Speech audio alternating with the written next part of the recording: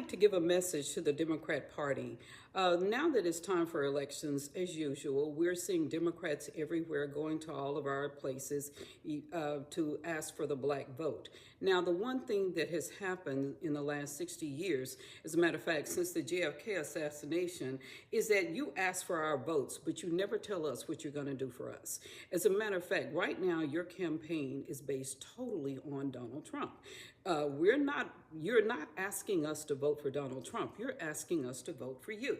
So since you're asking us to vote for you, I'd like to ask you, what are you going to do for us? And tell me, what have you done for us lately? You look at all of the things that are going on in the country. As a matter of fact, we are at war. We're at war with Iran because they bombed Israel. And this has been going on now for a few months now. But now because of a recent assassination in Iran, that now we're in an active war. Do you know that when you got into office, we were not in any active wars? Now we're in 6 active wars? I'd like to ask this of the Democrat Party. How many young black men are going to die in this war of yours? How many young black women? Because now I know that you all have a bill before Congress that even women should be included in the draft because you say that they may be needed.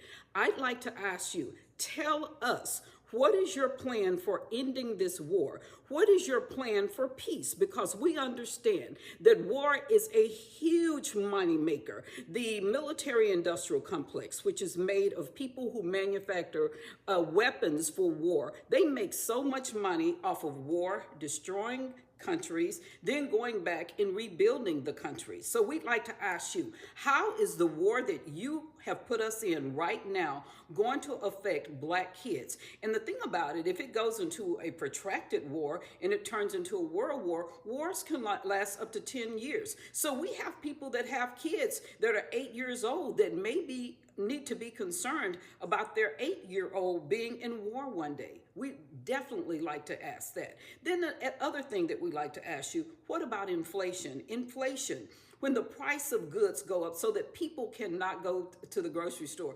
I went to Walmart the other day and I had 2 little bags. I was so surprised. It was $42 for 2 little bags. And you know what? I didn't have anything of value. It was just little things. People cannot go to the grocery store and spend under $200 and get 2 pieces of meat. It's unbelievable. What are you doing about that? What are you doing about crime? Because I know that you had said that you wanted to defund the police. What are you planning on doing about crime? Because like in cities like Chicago, in Baltimore, in Detroit, in Washington, D.C., the murder rate is horrendous. And then the last thing I'd like to ask you, what about the black replacement plan? We understand that your party is pushing, and I saw Congressman Jeffries get on and tell us that it was racial if we did not accept illegal immigrants into our communities. Well, let me ask you this. Why in New York City did you close a school down so that you can house illegal immigrants? You did not warn the parents. It was like on a Tuesday, and they were told that their kids could not go to school for the rest of the year. They had to go online. Why are you putting illegal immigrants before all parents? And you know what? All the parents are complaining. The people in Chicago, they had over 600 people at a meeting in Chicago because you closed the rec center that was in the black community so that you can house illegal immigrants. So it's not like you're not hearing us. You hear us, but you expect us to just vote for you whether we are happy with you or not. Tell us this. I would like for you can call me if you want to. I know you know how to find me, but you can call me and ask, what is it that you want from us? And the reason I say that is when Donald Trump got ready to run for office in 2016, I was at a conference and I was called and he asked, what do we need to do for the black community?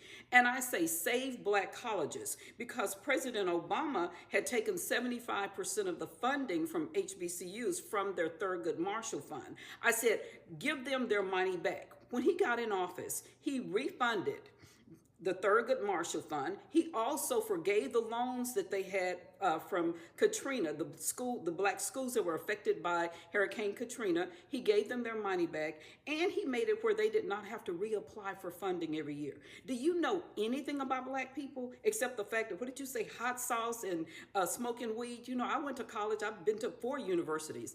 I didn't smoke weed. I'm so sorry. So I don't know if you and I can relate to each other, but can you answer questions that are simple, that affect as many people as possible? And I'm speaking for the black community because you pander to us. And since you're pandering to us, I'm going to ask you for something in return.